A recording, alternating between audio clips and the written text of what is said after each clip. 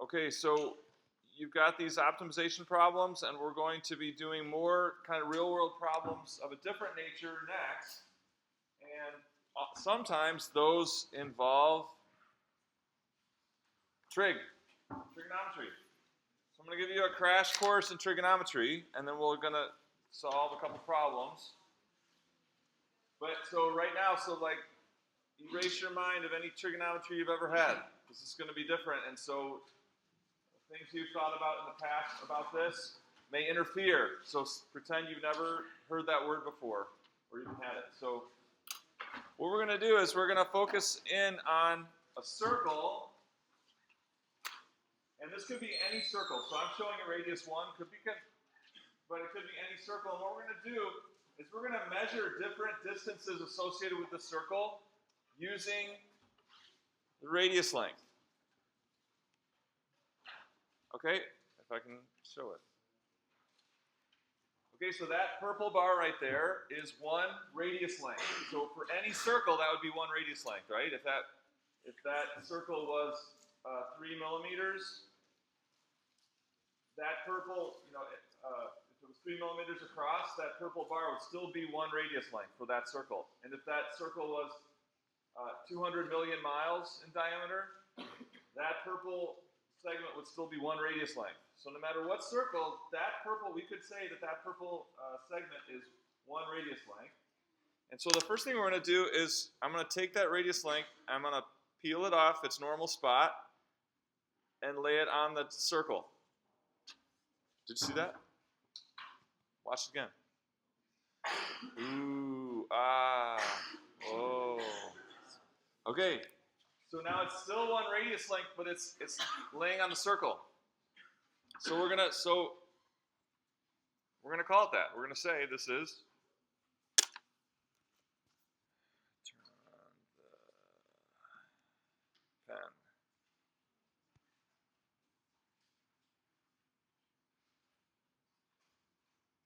Come on. There we go. Okay, so we're back here. So we're going to lay it on the circle, and so that's going to be 1 radius length.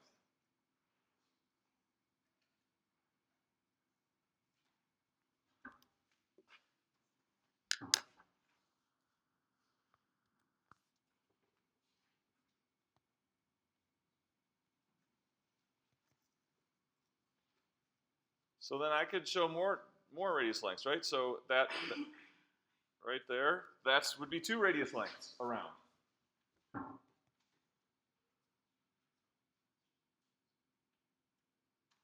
That's 3 radius lengths. So if I put 3 radius lengths, I make it that far around the circle.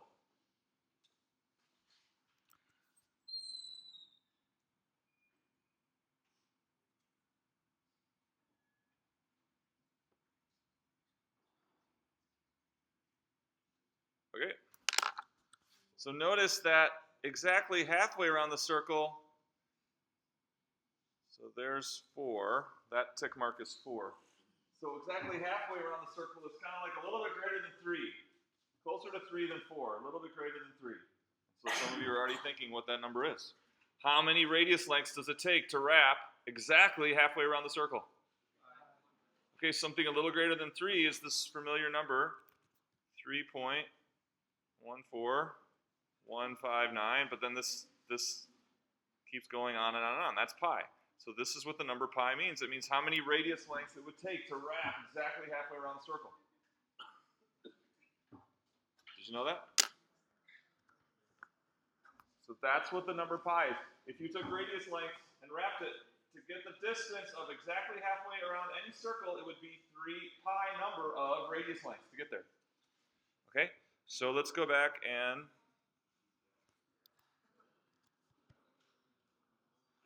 so let's go back to 1. So this was 1 radius length.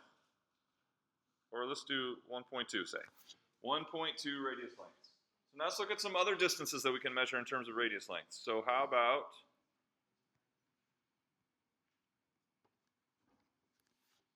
the blue line?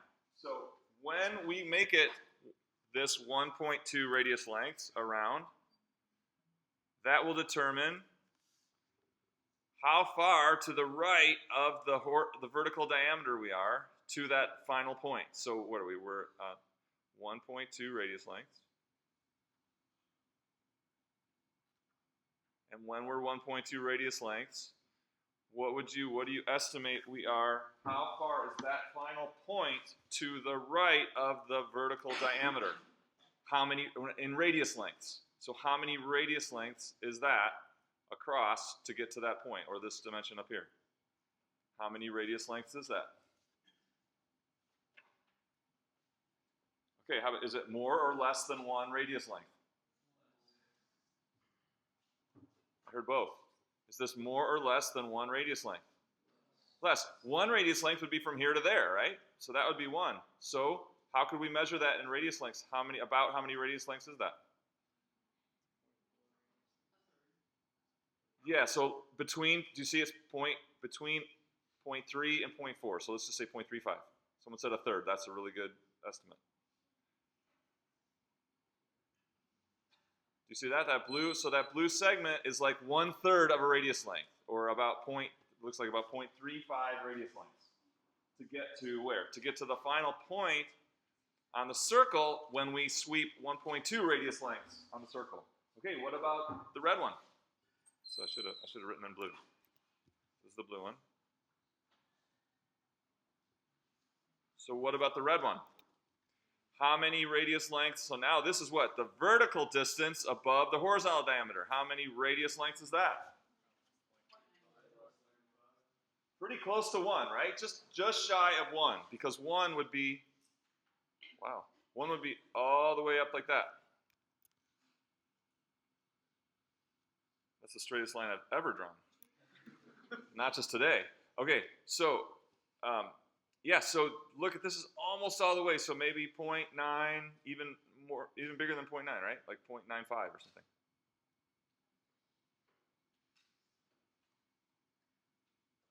So what do we do? So first, I measured off a number of radius lengths along the arc. Okay, and then I took that point that I got to, and I said, okay, how many horizontal radius lengths are we now to that point, and how many vertical radius lengths am I up to that point? So when I did 1.2, I was about 1/3 of a radius length to the right, and almost 1 radius length up. Do you see that? So really, these two were dependent. These two dimensions here, this 0.35 and 0.95, were dependent on the 1.2. If I change the 1.2, I'm going to get different values. So let's do something else. So how about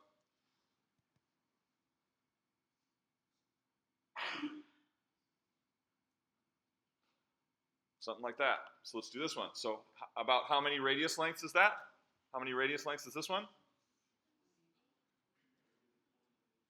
No, how many radius lengths swept from this point here? Like 2.5, right? So this is about 2.5 radius lengths.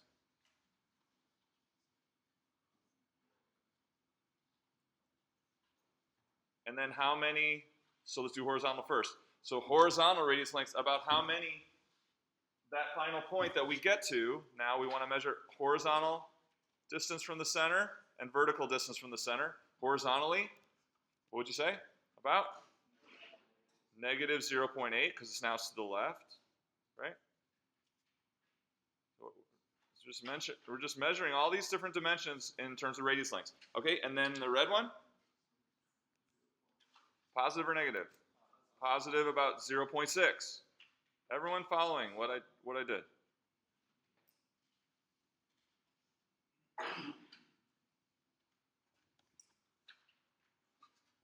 Using the radius length as a measuring stick to measure first arc length from this point right here around the circle, and then once we stop at a certain point, we're going to measure now what's the horizontal distance from the center or from the vertical diameter, and what's the vertical distance from the center or from the horizontal diameter. Again, using the radius length as the measuring stick.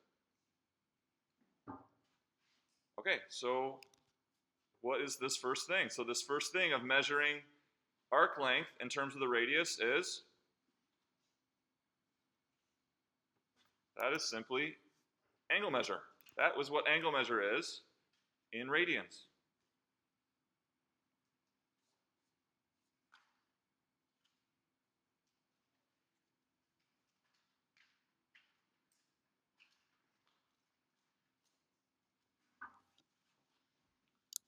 Okay? What is, and we say that we use theta.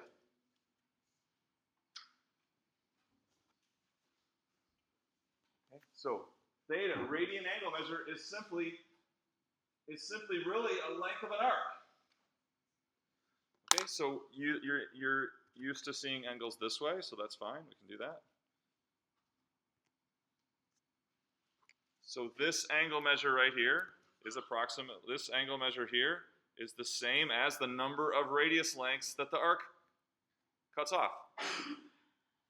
So that angle right there is 2.5, about 2.5. About 2.5 radius lengths, or 2.5 radians. Okay? The blue one. What's the blue one? So these numbers are measures of, given that angle measure, these blue ones are, anyone know? That's cosine of theta. Measuring the horizontal distance using the measuring stick of the radius is finding the cosine of that angle. So the cosine of 1.2 is about 0.35 because you end up about a third of a radius length to the right. The cosine of 2.5 is about negative 0.8 because when you do 2.5 radius lengths, you end up 0.8 radius lengths to the left. Okay, and so now, of course, you all know what this is now by suggestion, right? So now the vertical distance measured with the radius as a measuring stick is sine. So just turn that on. That doesn't work. It only works in the first quadrant. So we'll go back to that first angle.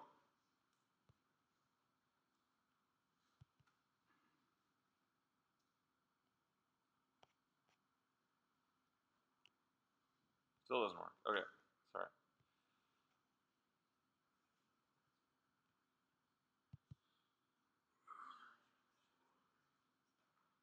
Okay, so this right here is cosine of theta. It depends on the theta that you choose. It depends on how many radius lengths you go. And then once you stop, whatever horizontal distance you have, that's cosine theta. And then whatever vertical distance you have, that's sine theta.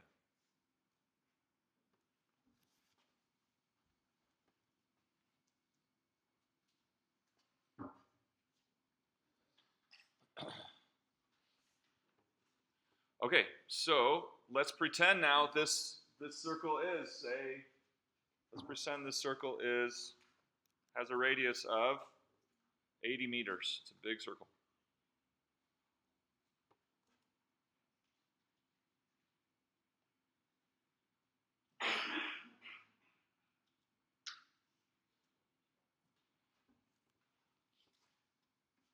All right, so let's go back to I'll start again here.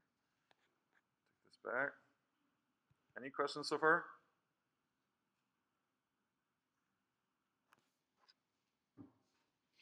Okay, so let's more practice. Estimate the angle, estimate the cosine, and estimate the sine for this situation right here. So theta is about what? Cosine is about what? Sine is about what? Go.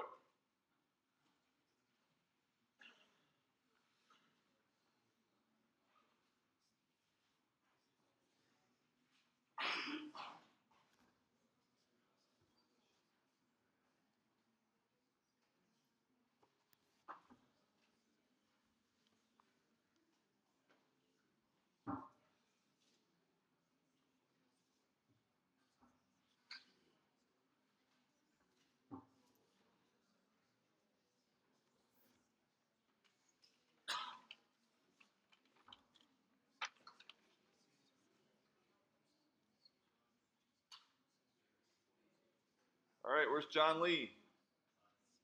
Hey, John. So, what do you think the angle theta is? What's that? 40 radius lengths. So it takes 40 radius lengths to get there. I told you, forget everything you ever learned about trig in the past. So, what are we asking? When I ask what theta is, I'm asking then how many radius lengths is that right there? That's what I'm asking. 0.6 is a good estimate. A little bit more than a half. Okay? Then what about cosine theta? A little bit. Okay, good. So he's saying it's a little bit more than 8. So he said 0.81. A little bit more than 8/10. And sine. A little bit more than 0.5. And again, all these things, the angle measure, the cosine, the sine, are measurements of number of radius lengths.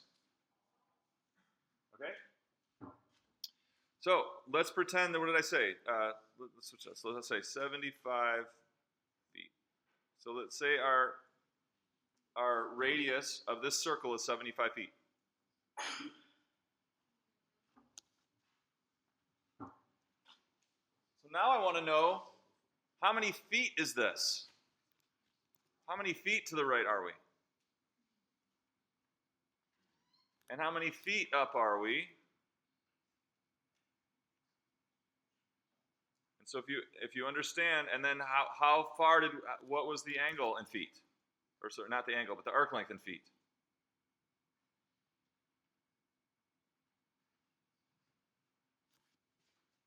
Okay?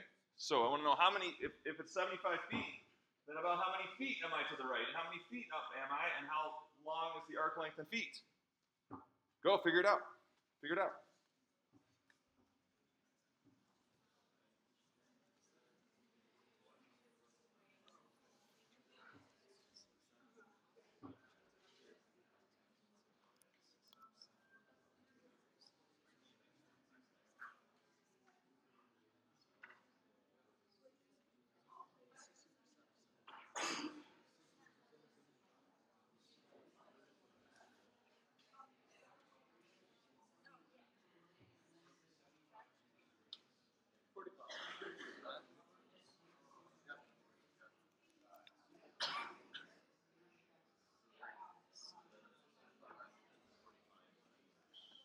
Where's David Diaz?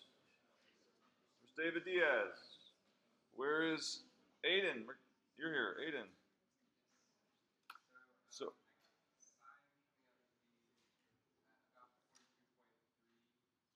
okay, so how though? That's the more important thing. Not just an answer, but how?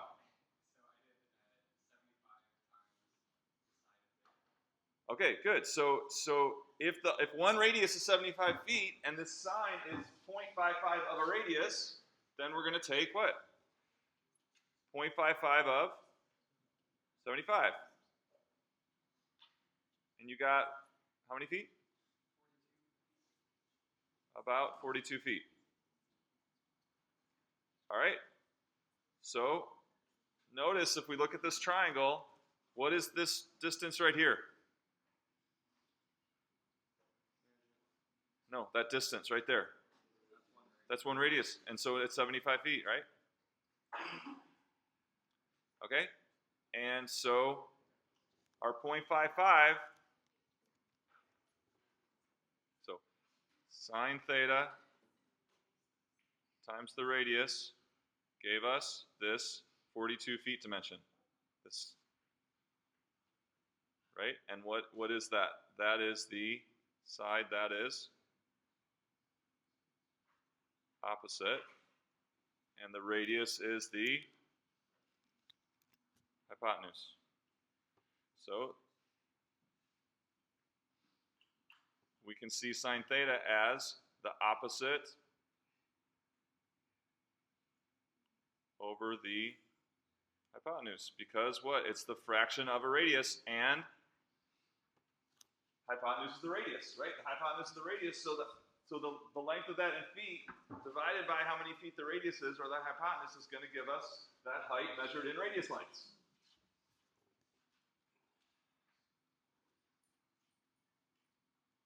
So what about this measurement in feet? So this measurement in feet, same thing. It's going to be what? About 0.81 of a radius length. So 0.81 times 75. Anyone got something like that? It's about 60.7 feet.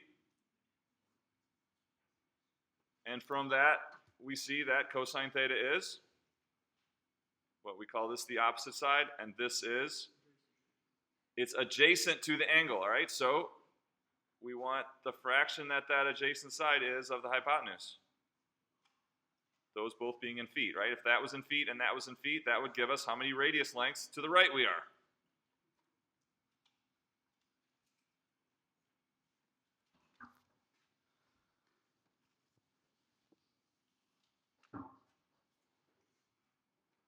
Okay, so that's not nearly enough practice of this, but it is a crash course. Cosine, sine, and angle measure are measuring these distances using the radius length. Okay, using the radius length. And that's where these triangle ratios come from. Because that opposite side, that 42 feet, well, if you took 42 divided by 75, that would be the fraction of a radius length that is, or measuring that height and radius length. So that's why it's the sine. Same with cosine theta. If you took this 60.7 feet, and you want to know how many radius lengths that would be, that'd be 60.7 over 75, or the adjacent side over the hypotenuse. And that would give us how many radius lengths to the right you are, and that's why it's the cosine. Okay. Any questions? So, like I said, that covers a lot of material in a really short amount of time, but it's the essentials of cosine, sine, and angle measure in radians. Questions? So let's look at an optimization problem relative to this.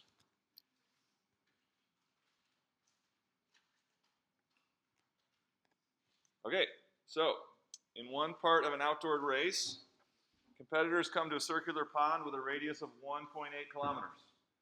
They must, so here they're coming, so there's this race, and they're going to come to this point right here, and it's a pond, and they need to get to here.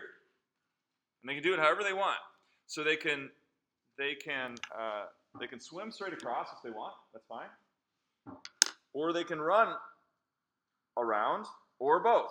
Okay, so they could swim all the way across. They could do some running. They could run up to where point P is and then swim. Or if they want, they could just run all the way around. What is the racer interested in doing? What is the racer interested in doing? Going the least distance? Okay, but so what does that mean? So what is the racer interested in doing?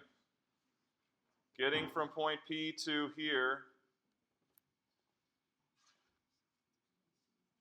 in the least amount of time, right? The least amount of time. That's what, distance doesn't matter. It's about time, right? So, well, distance matters a whole lot, but just finding the shortest distance, well, the shortest distance would just be swimming across. That would be the shortest distance. But what they really want to know is, what's the minimum amount of time to get from P to the destination? Okay, so one racer, Josie, can run 4 kilometers per hour. And that's not very fast, but around the edge of this pond is treacherous, okay? It's rocky. So the best she can do is 4 kilometers per hour along that edge, and then she can swim 3 kilometers per hour. So how should she choose point P to do what?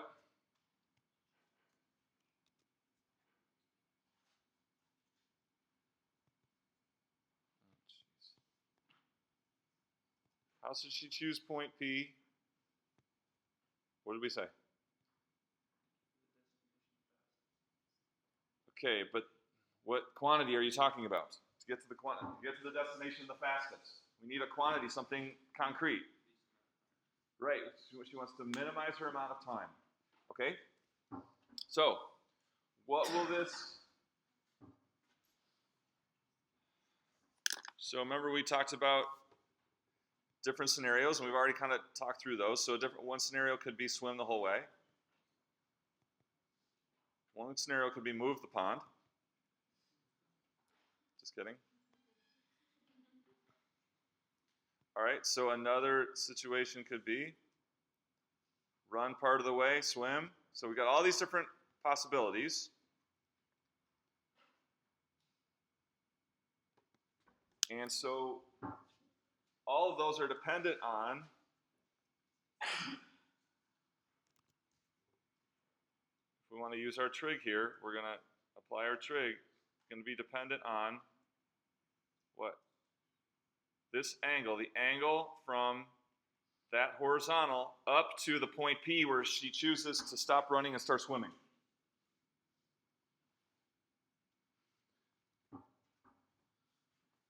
Okay, so what we need is we need to imagine as theta changes,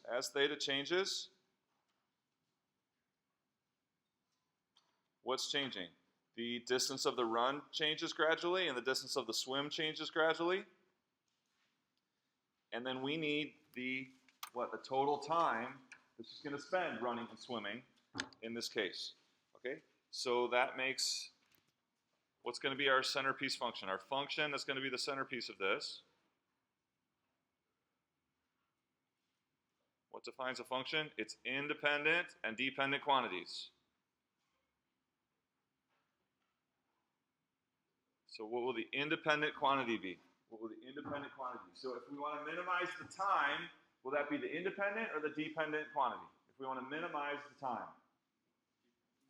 Dependent. So right, so these optimization problems have one thing in common, or more than one thing, but one definite thing they have in common is you're going to create a function whose dependent variable is the quantity you're trying to maximize or minimize.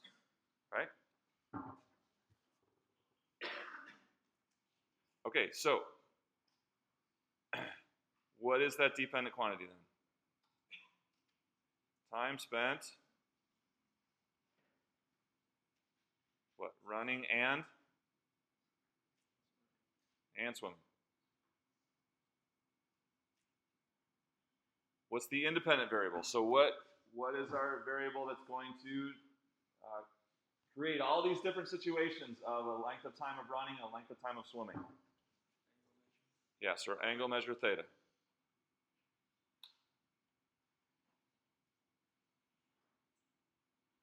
So in the end, we want a function, call it, say, t of theta. So what will the general structure of this function be? So we need to create the rule for this function. And so what will the general structure of that, the overall structure, like just if you had to say it in a second, how is this time value calculated? How is this time value calculated if you had to just say it quickly in a second without getting into all the details of it? It's not on your smartphone. It's still not on your smartphone. It's still not on your smartphone. It's still not on your smartphone. How is this, in a second, how is this time going to be calculated? Somebody new. Robert. Right. Time you spent running, time for the run, plus time for the swim. Seems easy enough, right? So whatever time you spend running, and then whatever time you spent swimming, and then both of those are going to be dependent on theta. All right, so let's talk about the time spent running. So the time spent running, how are we going to calculate that? Time spent running. What kind of run is it? It's a circular arc, right? So we need to kind of somehow get from theta to the time spent running. Somebody new? Idea for how we're going to do this?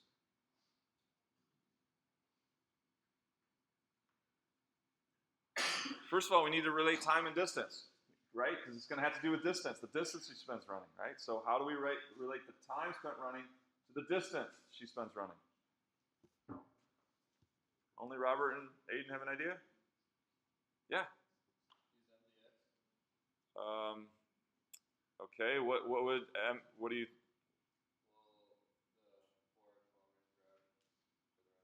Okay, so we've got the speed of running. There's a velocity for running is 4. Okay. And the distance running is, what is the distance for the run? What is that distance right there? What does it relate to? Right? We just talked about this, right? So a distance along an arc length, if we measure it in radius lengths, it would be theta. But we need that in kilometers, right? We need that in kilometers. So the distance spent running is going to be, if theta is number of radius lengths, how do we get kilometers? Each radius is 1.8 kilometers. Theta is the number of radius lengths she runs.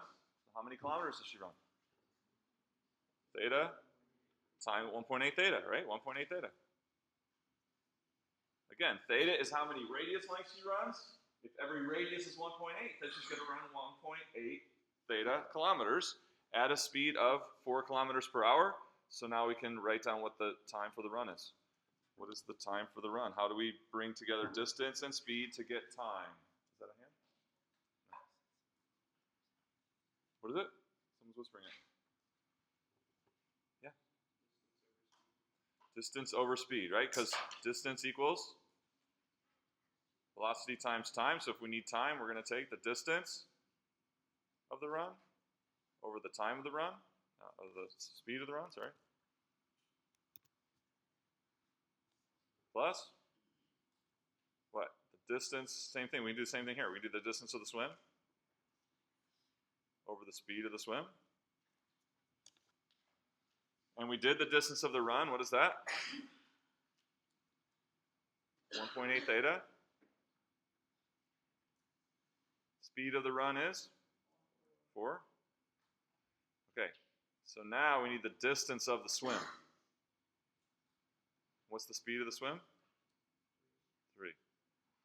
Okay, so now that we've got it all, but what's the distance of the swim? So we'll call that, just call it, say, C. How can we get the distance of the swim? It looks a little daunting, but if we consider the right geometry here, it's not so bad. So I know these guys in the front row have an idea. Anybody else? How can we get that distance of that swim right there?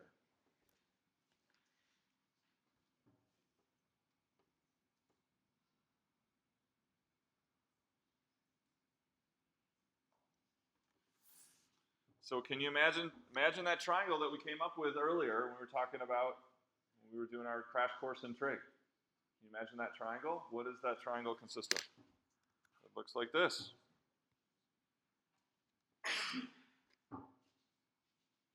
Now that we have that triangle, we have a triangle that C is in. Can you see a triangle that C is in?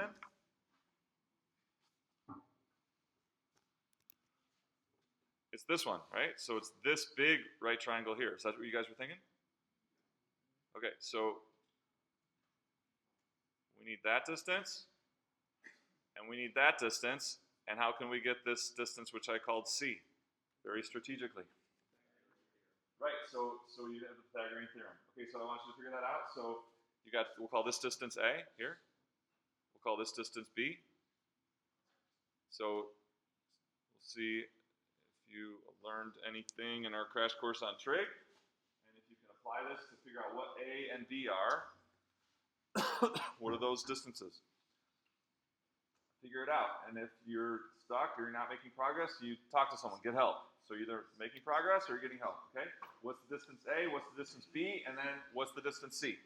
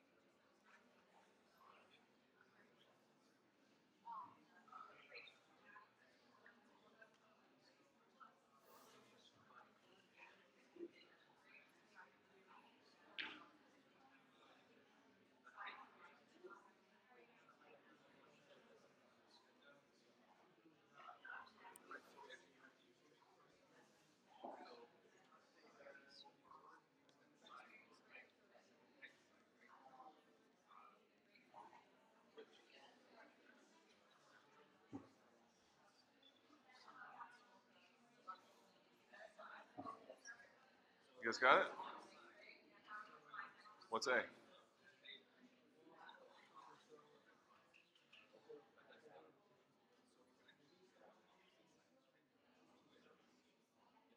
Okay. So how are we going to find A? Let's do A first. If we can do A, then B would be a piece of cake. So, yes.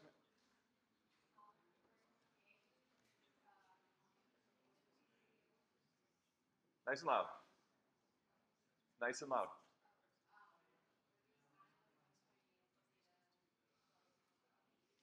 So did you say plus 1.8? So is that for this part over here? Yeah, so this first part is just one radius. So it's going to be 1.8. And we're going to add on this purple horizontal segment here. And how do you want to calculate that purple horizontal segment?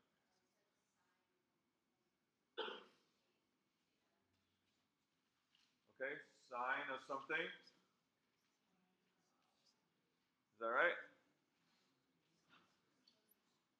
So remember, sine was a vertical distance. All right, so it has to do with cosine. So is it cosine of theta? What was cosine of theta? Cosine of theta, yeah, it was that distance, but measured how? In radius lengths. So cosine theta would be from B to this point here, but it would give the unit in how many radius lengths. So it would be something like 0.85 or 0.8 or 0.9. We need kilometers. So how do we get kilometers? Yeah, so this is giving us what? It's giving us the fraction of the radius length that it is from here to here. We want how many kilometers, so we just multiply it by the radius. Should make sense. So that's what A is. A is 1.8 plus 1.8 times cosine theta, because cosine theta is how many radius lengths, or what fraction of a radius length we are to the right from that center. So if we take that fraction of a radius, 1.8, or multiply, we're going to get how many kilometers? So then what? B is easier. B then, how many kilometers up here is B? So if we said sine theta, that would be, again, that would be what fraction of a radius length we are up here. So maybe 0.6 or 0.7. So we want kilometers, we do 1.8 times that, right? 1.8 times how many radius lengths up we are, or what fraction of a radius length we are up. All right, and so then that gives us, we can figure out what C is, and that will be the distance. I'm going to write it over here. This value of C will be, if I've got my A is here and my B is here, then what we do is, what is that distance C? Square root of A squared plus B squared. Can I fit it? A squared is, yes I can, 1.8.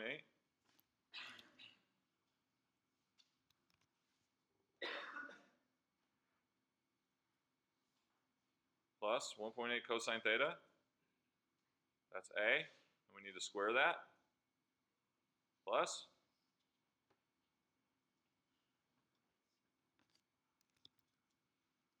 do it. 1.8 sine theta, made it, squared. That's underneath the radical. So 1.8 plus 1.8 cosine theta squared, that's A squared, plus B squared, 1.8 sine theta squared. Square root of all that gives us the length, okay? And so we've got kind of the centerpiece of the problem. Well, there's one more part to this, and that is, what's the applicable domain? So what's our range of values of theta that makes sense in the situation? So what's the lowest value of theta that makes sense? And that represents what? All swimming. Theta equal to 0 would be all swimming. And then what would be the greatest value of theta that would make sense? Pi, we talked about that, halfway around the circle, and that would represent all running. Okay, so here, this would be our applicable domain, and then the function definition is this. And now we want to figure out, we want to get that value of theta that gives us the lowest value of this function, right? So we've got all these different values of theta to choose from, starting from 0, all swimming, all the way up, increasing, partially running, partially swimming, like this. Think of theta, here's theta increasing gradually and giving all these different situations of how she could run first and then swim, all the way up to just all running. We're looking for that value of theta that minimizes this function, that gives the lowest value of t. And what would the strategy for that be? We're going to find wherever, we're going to try to find local minimum. So we need local minimum and endpoints, right? We said these are the possible places where you could have a global minimum.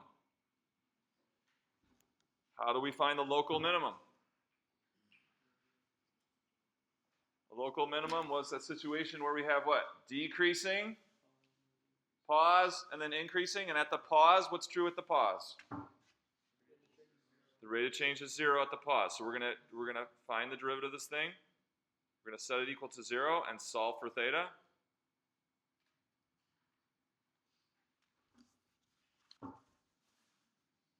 And that's going to give us these values of pauses. Those could be local min or local max. But we can just add it to our list. So we got take all the ones that give us a 0 for the derivative, take the endpoints, and check all those time values. Right? We're going to have a list of possibilities of values of theta that could be our global minimum or our minimum amount of time. And we're going to check all those in with the time function. Okay, here's a nice mastery derivative. Right, that's nice and easy. This is a nice chain rule problem involving sines and cosines.